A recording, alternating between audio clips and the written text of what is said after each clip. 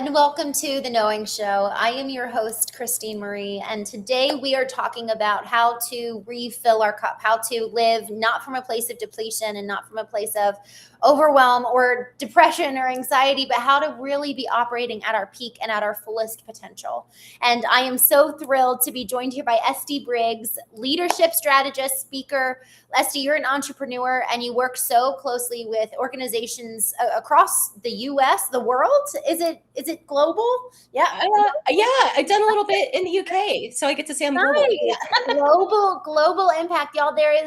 I'm just so excited for this woman to come in and tell us how she's guiding entrepreneurs and leaders and executives in global organizations to do the thing that we're talking about today. And it's just such a treat. So many people have to pay a lot of money to hear Estie speak. So we're hearing this for free. Estie, thank you so much for being here. Thank you, Christine. I'm excited to meet you, and I love what you do too. I think it's great to bring. I'm wired for sharing knowledge, so when I meet somebody else that is, shares that value and that passion, it's like, yeah, let's do this. Let's do this. I love it. Well, and I mean, honestly, you've got that passion just kind of laced throughout the way that you show up, your entire brand. And I wanted to talk about that because the very first thing that I actually thanked you for when we were kind of offline in the backstage area, I just thanked you. I was like, you're so bright and colorful, and like you're bringing a sense of energy that it's been a long day for me, and I'm so grateful to have this conversation with you. And it was just such a good reminder about, okay, how do we really stay true, stay honest, stay authentic, yet not use our authenticity as an excuse to show up less than our own ideal. So it's kind of this like balancing act of being authentic and really showing up. And you gave this really good example of how you did that recently, where you were authentic and at the same time, you're still walking in alignment with your own ideal for yourself. So can you just kind of talk about that a little bit? Yeah, sure. And thank you. And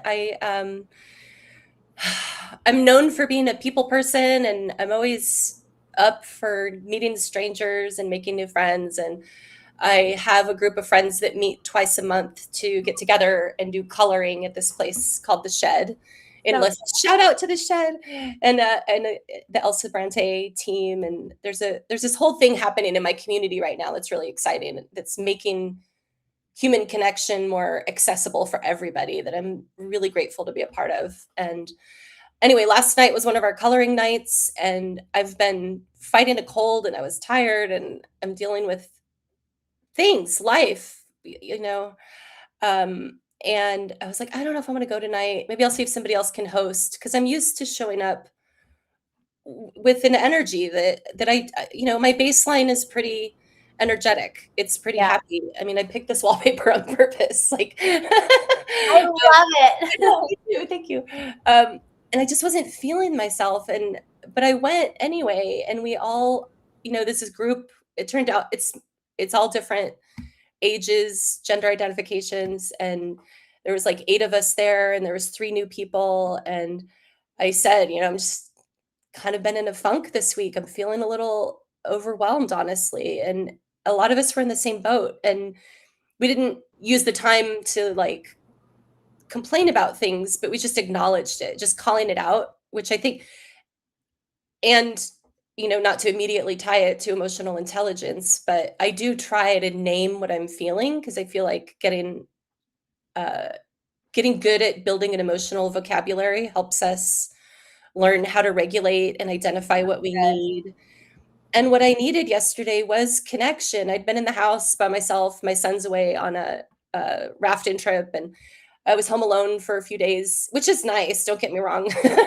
I like not having to cook and like whatever, clean up after other people. But I was just feeling that like I just want to Netflix and chill with the dogs and not go out. And I'm like, no, but I committed to this, And I left.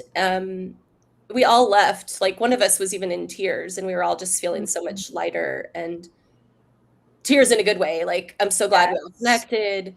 And it was just this reminder of, even if you think it doesn't matter if you show up, you're often wrong. And I often have this message in my Like I've battled with this in the past where it's like nobody will notice if I'm not there. Not that it's all about me, but it used to be easy for me to just flake on things, and I feel like I'm getting better about not doing that. And I know that other people feel that too, but then I also know how healing it can be to be around other people and just hold space and be in that space, even if it's not, especially if it's not just like surface level conversations, you know. It's nice to be able to have conversations with people about what isn't working as humans and how do you handle that together. Yeah, what isn't working as humans? Yeah, it's a list, let me tell you. Yeah. Gosh, it's so true. I want to talk about lean into a couple of things because you said this phrase, building an emotional vocabulary. And I really, really love that concept because honestly, I grew up thinking emotions were weakness. And Yeah, that was my emotional vocabulary was don't have them. they're And inconvenient. so yeah, and so I kind of, for those of you who are just joining, we're on with Estie Briggs, global authority in really working with executives and leaders to, frankly, bring clarity and purpose around who they are in their organization, the way that they impact in terms of relationship on a leadership perspective that cascades down into their teams. And so, one of the things, Esty, that I've heard people be nervous about is how do we balance allowing this space for people to share their emotions, but also not using it as an excuse to abdicate responsibility. And so I'd love to hear your thoughts in this of like, because you said a few other things that I want to circle back on. I kind of want this story to be the foundation that we'll kind of keep returning to. But for now, for the emotional vocabulary, if people hear that and then their kind of bells are ringing and sirens are going off of like, oh, well, I don't want to become this emotional weak person, and they have all these negative associations with emotions, how would you guide us to better understand what do you mean by emotional vocabulary and why is that important? Yeah, thank you. I could talk about this for like an hour, so I'll dial it down. But I also was, I don't want to say raised because I think it was just, it was just conditioned. It was, emotions are not always convenient. And it's true, they're not always convenient. And our emotions drive so much of our behavior that we don't even know. So if you think about it, like, would you get in a car with somebody that's driving and you don't know who they are? Like, it's very empowering to pause and label what you're feeling because it gives you the chance to figure out what you need. So there's also there's two things that are coming to mind. One is the practice of nonviolent communication, and that's a whole practice of communicating based on the theory that humans have needs. We have basic needs, like the need to feel belonging, the need to feel safe, understood. I can't remember all of them, but when our needs are not met, that's when our unskilled behavior comes out. That's when we act. When people are scared, they're usually the biggest jerks. Like that's when our bad behavior comes out, when we're uncertain, scared, feeling like we're being pushed out of a situation, or there's a million things that can trigger those unpleasant emotions. But the emotional vocabulary and the power in naming your emotions is that when you start to build those skills, and we talk about this in EQ workshops, about, we call it name it to tame it. And it's like, okay, what are you feeling? Where do you feel it in your body?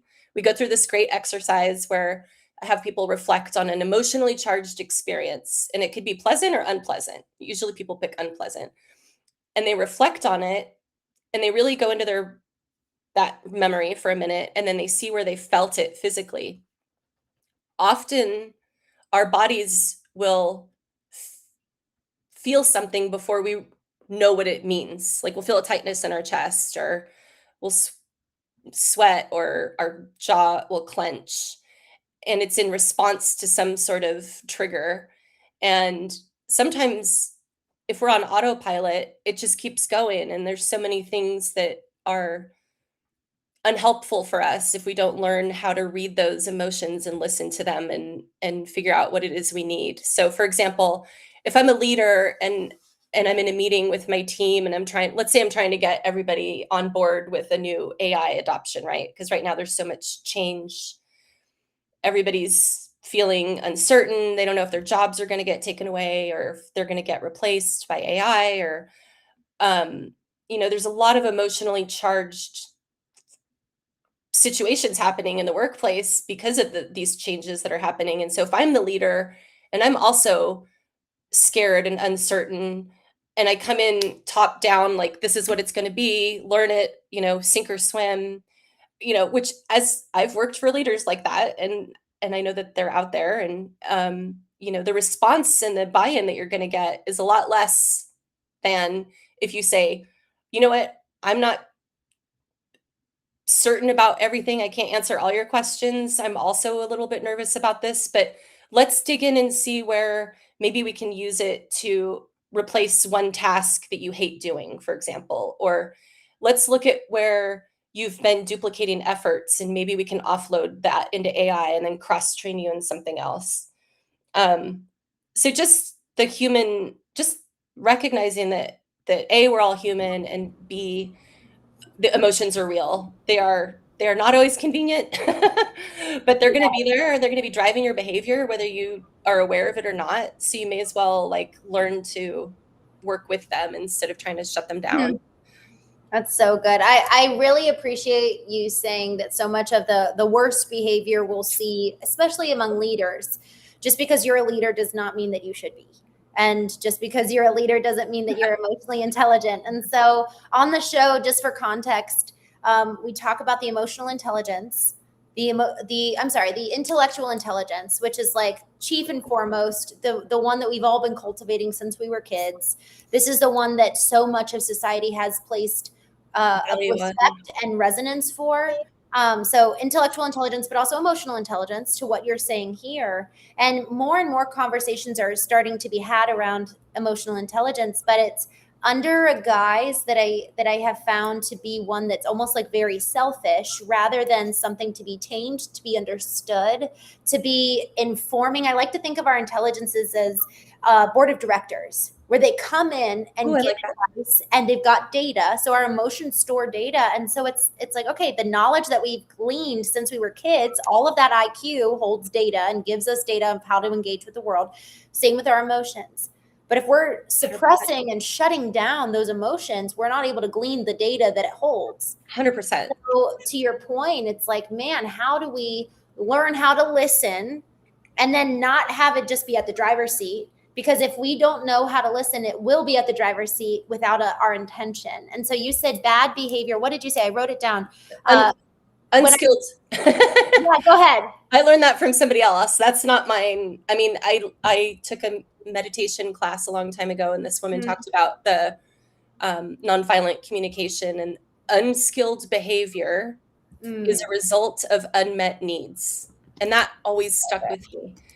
And if you think about it, when you see somebody acting out in a way that is, aggressive or offensive or um, unskilled in another way, Yeah. if you can just pause, that's the other thing is like, that's like the one thing. I mean, if everybody leaves with one piece of advice, I would say the best thing you can do for learning how to build these skills is just learn the pause.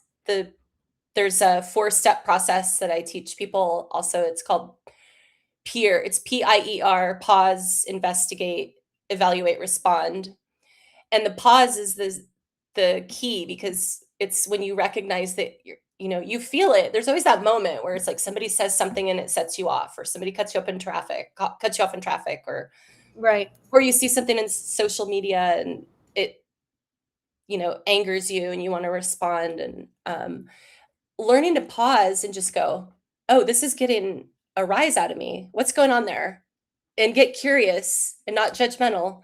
There's a really good book called, there's 2 good books by the same author, Mark Brackett, that I would recommend, called Dealing with Feelings and Permission to Feel. And those are both a lot. I quote a lot of his work in my workshops because So he's good. done a ton of research on emotional intelligence and how we build it and teaching our kids to build it. And it can be as easy as looking at a chart and saying, like, this is where I'm at today. Like, I'm not feeling very pleasant, but I'm feeling really energetic, or, there's a lot of different ways to build emotional literacy.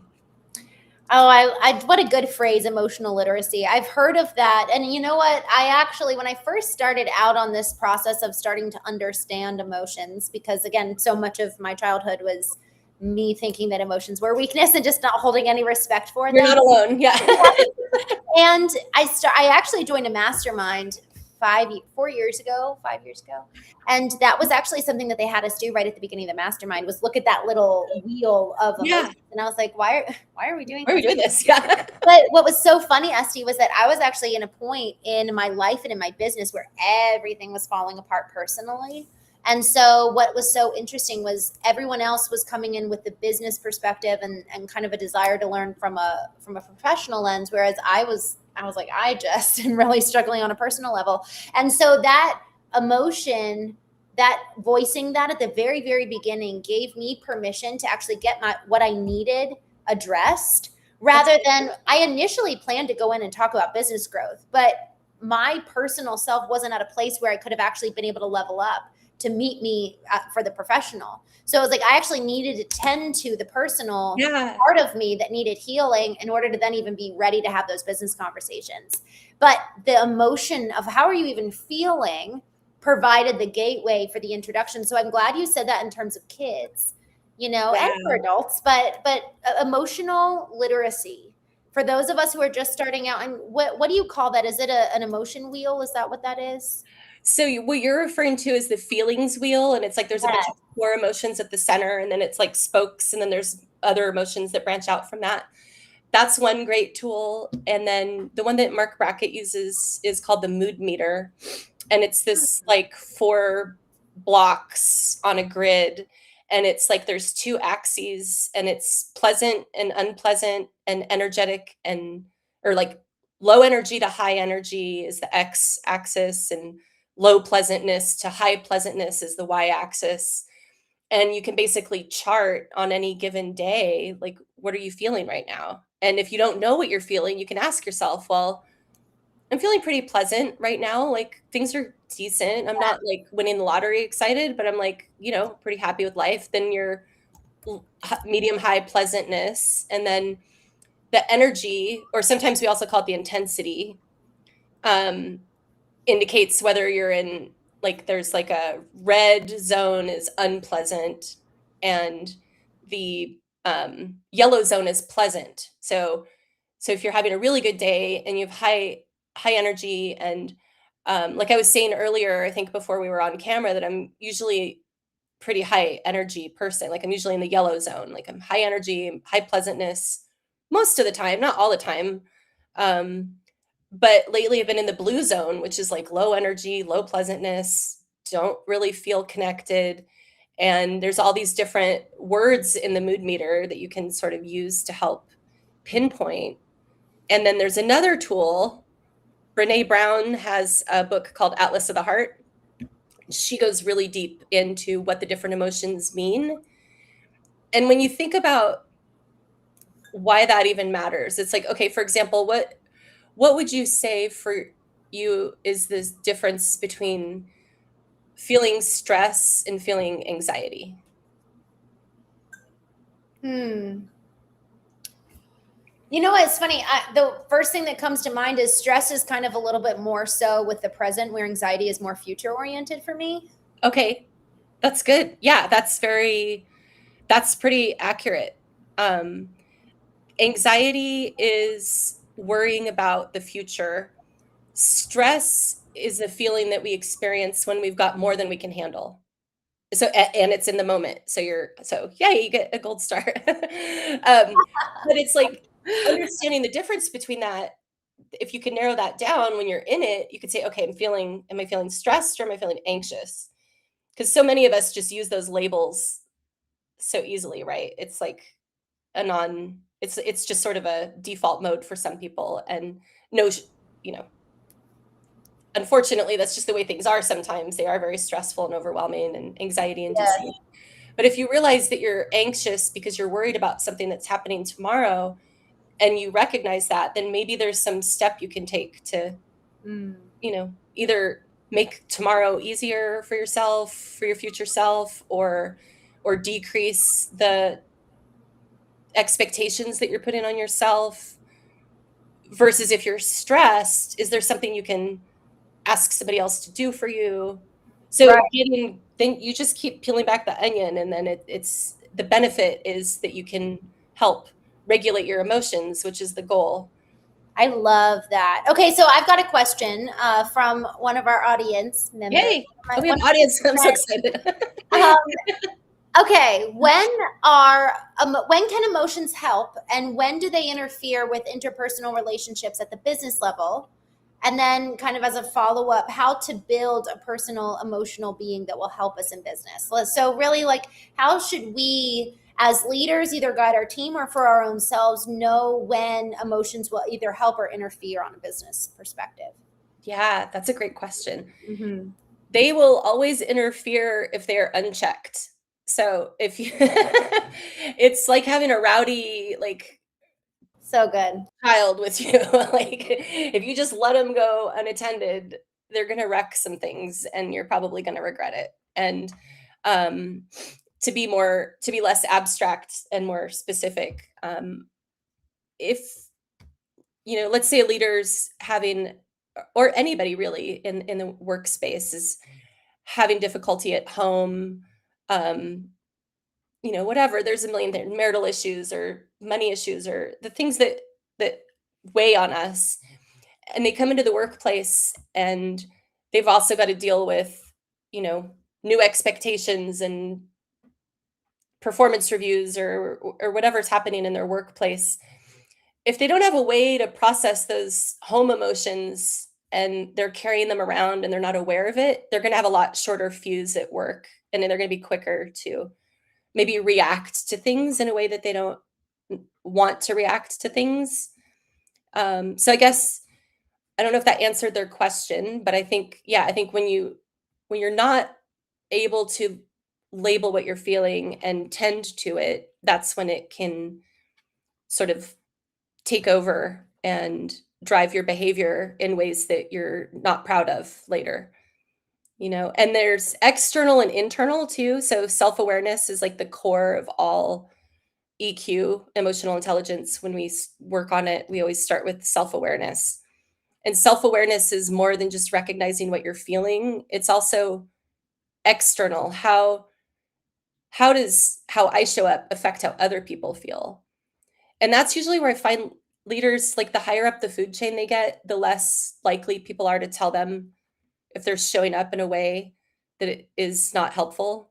Like I know people that I love and respect and admire, but I see them sometimes shut people down or insult others in meetings, or and it's like, oh, you can't do that. I mean, we've all made mistakes, but it's really not how you get the best out of people. And so it's hard. I mean, I'm still working on it. I don't just because I got the certification in it doesn't mean I get it right all the time either. Isn't that so true? So Oh yeah. for those just getting started, I'm looking at the books that you recommended, Atlas of the Heart by Brene Brown. Although I will say that's pretty that was a lot. Like I sat down to start reading that and I was like, "Ooh," but I read Daring Greatly, and that was a That's a good one. that was a good intro book for me. But then you also recommended the two other books by Mark. So I'm wondering what's like an initial book for somebody who wants to get started. Oh, definitely Permission to Feel, Okay. especially if anybody has kids. Yeah. Okay. And even if you don't, but Permission to Feel, he really breaks down why all this stuff matters. He's the founder of the Yale Center for Emotional Intelligence. So he's got a Mm, whole team of researchers that have put put time and energy and research into this, and it's really valid. And the fact that we tend to value cognitive intelligence, or I forget what you called it, something different, but but traditional or like academic intelligence, we value that so much. Like you get an IQ test and you get a number assigned to you, and Yes. that can inform like what kind of support you get throughout your whole education. And and it's like we put so much weight on that, but we don't put any emphasis on understanding your emotions, but they're Mm. equally or even more important, I think. Mm-hmm. I so agree. Okay, so I want to go back to the initial example you gave of you feeling a little bit overwhelmed showing up to your group yesterday. Was it yesterday? Yeah, it was last night. Yeah. Yeah, yeah, showing up to your group yesterday and just kind of leading by example of saying, you even told me like my heart was heavy. And I just thought that that was a nice phrase because it's not too you're not revealing too much. You're not giving too much specificity. And you know what? There's something about that, Esty. I'm sure that your group is close, but for those who are just early on and learning how to express what's going on inside of us, finding kind of like safe phrases to test the water of, will this be received? Will I be honored? Is this a safe place? Can we talk a little bit about that? Because you were able to show up to this group of people that I'm sure has been nurtured and even curated. So okay, so we've talked a little bit about emotional literacy, permission to feel. That's a good book to start. But then what about finding the people and having the space? And what are even some good sound bites that can help get us started to start Yeah. sharing? Yeah, that's such a good question. I don't know if I have an easy answer to finding the people. I think a little bit of it does require some trust and some vulnerability. And society doesn't always encourage us to share our emotions. So I think you have to um, be part of the emotion revolution, that's like, it's okay to talk about our feelings because they're real. And I think doing it and making it, modeling that behavior for other people is what helps build more of that energy in groups, because people will usually, like, even if you can get like one or two other people, like say you're in a group of 8 or 9 people, and I'm not saying that every meeting has to be sitting around talking about our feelings, but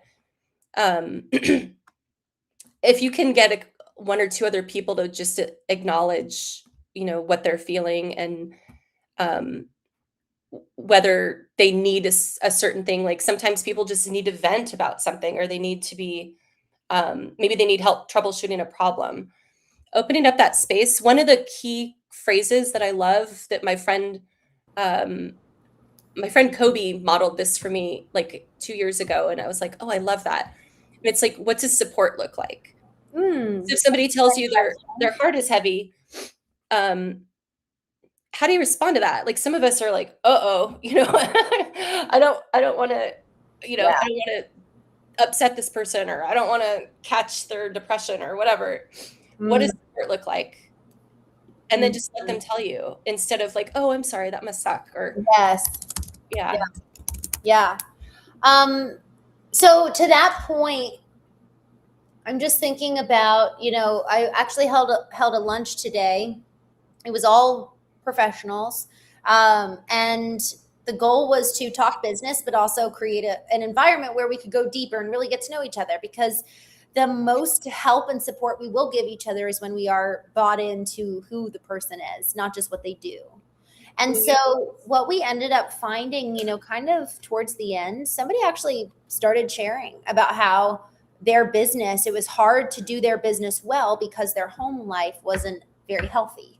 Mm. And all of a sudden it was like, oh, now we're getting really honest, you know? Yeah, somebody has to set that tone, Yeah, maybe yeah, and make it I'm normal. I'm looking here in the chat, and I love hearing kind of the pushback and some of the struggles that people in the chat will share in regards to talking about emotions, because this is something that there is so much stigma around. What does it look like to be a man and a woman in society? And then people will go the complete opposite direction, where if you are going to be a masculine man, you don't care about your emotions, but then if you are going to be emotional, then you must be gay or whatever it is. And there's just these two very, very wide aisles that you're like, well, I'm not in either camp. Like, or maybe I am a really strong masculine man, and I do feel because I have a right hemisphere of the brain, so that's something that it has been really helpful for me to understand, is that emotions are an automatic experience as a human. They're not something that we're forcing or contriving. There's something that are automated in our system. They're a core part of who we are. So when we're talking about the intelligence of the human being, the intellectual intelligence, the emotional intelligence, even physical, we go to the gym and we work out our body. Why do we not have a space to work out our emotions? And Yeah. so to this point of being able to find people that actually are safe for you to share emotions, because the reality is, Estie, it wasn't usually a safe environment as kids to show Right. up and tell our friends, especially as little boys, I'm sure, to say, I'm crying because mom and dad are getting divorced, or Yeah. I'm crying because dad hit me, or I'm crying because dad was drunk last night and hit mom, or whatever it was. Like, we didn't have a place to process that as kids. And so we take that into our adulthood. So I'd love for you to talk through that a little bit with us. Yeah. Oh my gosh, you touched on so many things. So this is great because I actually teach, somehow my niche became the trades. So I do a lot. I've done over 200, I've coached over 200 people in the construction industry on emotional intelligence. And the pattern, here's what's interesting. And I would love to do more with this data because now I got all this like information about like what their scores are in these 15 different areas. But in the construction industry and with men specifically, one of the skills is emotional expression, and that's saying what you're feeling in a skillful way. And they tend to score lower in emotional expression than women. I think women are naturally wired to say what we're feeling. And that doesn't mean that one's right and one's wrong. It's like that's our natural tendency.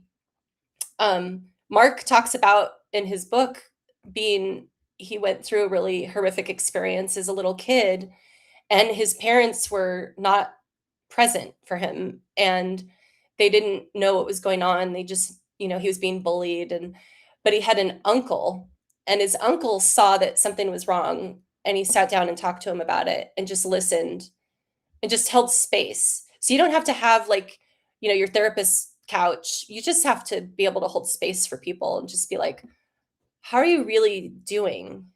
What do you need right now? Or you're not acting like your usual self. Is there anything on your mind? Asking open questions is really helpful. And for the men and women out there who are in work environments where it's definitely not the norm to talk about your emotions, um, I'm not encouraging anybody to go out and start wearing their heart on their sleeve if that doesn't come naturally for them. But I would encourage you to get in touch with what you're feeling and start recognizing it for yourself so that you can.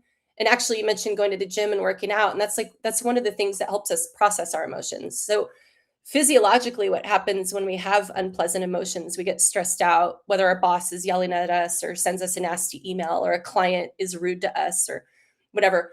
Our bodies release all these hormones that are not good for us, like cortisol. And I don't even know that much about it. Like I'm not going to pretend like I understand all of the science behind it, but I know that there's this really unhealthy hormone cocktail that gets released into our bodies when we're dealing with unpleasant emotions. And the more that we push that down and try to ignore it, the more those it's like they have to go somewhere. They get stuck and then they show up as heartburn or um bad behavior or dependency, chemical dependency. Like there's a million things that we do to not feel because we don't want to feel these unpleasant emotions. So, and I've been guilty of it myself in the past. Not guilty, I shouldn't, that's not a good word. I've had many unskilled coping mechanisms in my history. Let's say that. That, we're going to do something about it to feel better, but the question is, do we deal with it or do we numb it or do we push it down? And so if you're not in a position to talk about how you're feeling and express how you're feeling, I would say find at least one person in the world that you can talk to, just because having one person is just incredibly helpful. Try to be that person for somebody else too, if you What a good can. perspective. Yeah. Yeah. And Joseph here in the chat said, which I absolutely love, he said, pray. There's something around listening and actually actually, and I actually, if you're okay, I just said actually 3 times. You're okay. I want to share just a quick story, Estie, because everything you just said, it's so, so, so important. Find one person. And sometimes finding that one person can actually be like giving yourself an opportunity to just sit with you. Like, are we even giving ourselves time to just know what's going on for us? We don't, yes, it's good to find somebody. And I think that that's so important. And just giving ourselves time. You said your peer, it was pause, investigate, what was it, explore, or Evaluate. and respond. So we Yeah, can do that on our own. we can. We We can do really that on can. our own. Yeah. Yeah. You Yeah. know, our bodies have the lymphatic system to process the toxins and the waste in our bodies. And the lymphatic system is what our brain uses to process and eliminate the toxins and waste. We don't have anything for our emotions. So the things that have been building up over those years that have been, Years. suppressed. Yeah, Yeah. I'm glad you said there's, that because there there's a really is. lot there. Yeah. Yeah. So yeah, I think it's a really really interesting perspective. And Charlie, I'm just looking here in the chat. He says you need a man to contribute to this conversation. I would love to. Chime in, Shirley. Yeah. Yeah, I've had a lot of men on the show who've talked about this, and I'm going to bring them back on, and we'll I talk. would love that. Yeah, because Esty, I think that there's, it is. I think it can be really hard for somebody. For me, I was so closed off to talking about emotions 5 years ago. Emotions had only ever been a doorway to pain. So why in the world would I experience pain? Oh, yeah. That's one of the first things we do in the workshop is I ask people to fill in the blank emotions are, and we get the best responses. It's like emotions are inconvenient is one of the popular ones, or emotions are embarrassing, or emotions are weakness, or emotions are, or some people say they are useful or they're tools. And I say, look at them as data. So you named it earlier, but they really are data. It means something's happening that you need to tend to. It's like a check engine light on your car. So it doesn't mean you got to go out and tell everybody how you're feeling, but the better that you can get about at just understanding them, the better you can get at regulating them, and then the better you can get at showing up and being a better, Mhm. just living a better life. I mean, not to preach too much, but a lot of the men that I've talked to have said things in our debriefs like, "I wish I knew this before my divorce." That's one of the things that has come up. Or another client that I had, can I share a quick story? Sorry. Okay. This this guy I adore. I'm going to call him Dave. That's not his real name. I helped Dave when he was working for a small bank, and I was the person in charge of their technology transformation. And him and I are total opposites. I'm from California. You can imagine my political stance. He's from Kansas. You can imagine, we probably didn't vote for the same person. Very, he was very old school, old boys club, but we just clicked because I knew that he wanted to get things right for his team and he wanted to roll out the software in a way that they could use it and improve their processes. And anyway, we clicked and worked really well together, even though we're complete opposite types of people, which I love when that happens. Years later, he came to me because a big bank bought his small bank and he was in trouble because he'd been making the girls cry. Like those are his words. Like he's like, Estie, I heard you talk about this emotional intelligence thing. Can you help me? And I was like, yeah, of course. So we coached. He got to a point I pulled his report. So what we do is they take a 120 question assessment and they self-assess about what skills they have in these different areas. And I already knew what his was going to say, but I just knew that he was very high in assertiveness and probably low in empathy and all these different areas. And it looked like I had guessed. And he reflected on the story of, I said, what do you want to change? Like, how do you want to show up? And he started to cry and he said, I was at my friend's funeral last week and that place was filled because this guy he had so many people that just loved him and adored him. And he said, I don't want to be remembered as the guy that made people cry. And I was like, okay, I got you. Like we can do this, like you don't you don't have to keep repeating the same patterns just because that's what has gotten you the results in life so far. Like that doesn't always need to be your MO. So, no, and he was ex-Marine, this isn't I mean, I know this is a very feminine conversation, and I just want to acknowledge that it applies to all of us because we're all human at the end of the day. So, so, so true. I I love hearing your perspective. I think no matter, you know, I think frankly it's the vast experience of even you being able to work with companies in the UK. I've never worked with companies in the UK. I don't have that. I've worked with big brands, sweet, and then I've worked with little brands, sweet, and you learn from all of these different experiences, regardless of it's male or female, and regardless if it's the different spanning the demographics. Right. So it's what have you experienced? What have you heard? What have you learned? What have you seen? What have you felt, tasted, touched? And how can we learn from you? And so I'm so grateful for you sharing today what you've come to know. And thank you. My pleasure. Thank you, Christina. It's great speaking with you. I feel like we've known each other forever already. I am so grateful. Well, y'all, thank you so much for joining us tonight on the Knowing Show. Estie, thank you so much. Where can people learn more about you? Thank you. Connect with me. I'd love to connect with people on LinkedIn. I'm also running a free, or it's a pay what you can workshop Yeah. on how we deal with change. I emailed you the link. I don't know if I can drop that in the chat, but it's June 25th, and I'm going to talk about emotional intelligence and change and how those two things go together. But yeah, LinkedIn or briggsperformanceconsulting.com is my website. Wonderful. And I'd love to connect with your listeners, and I'm excited to meet you, and I hope we get to do this again. It was really fun. Wonderful. Me too. Well, Estie, I'm so grateful for your time tonight. Thank you for joining us. I know we were going to talk about how to refill your cup, and we just talked about I know. the importance of knowing this part of you that is very, very real. I think it does relate though, because I think as you can learn how to regulate your emotions and identify what needs are not being met, that is how we build resilience and refill our cup. So it's related, but you're right. Yeah. No, I think, okay, so I'll finish the thought that I had earlier with the lymphatic system that eliminates toxins and waste, and the glymphatic system does that for our brain.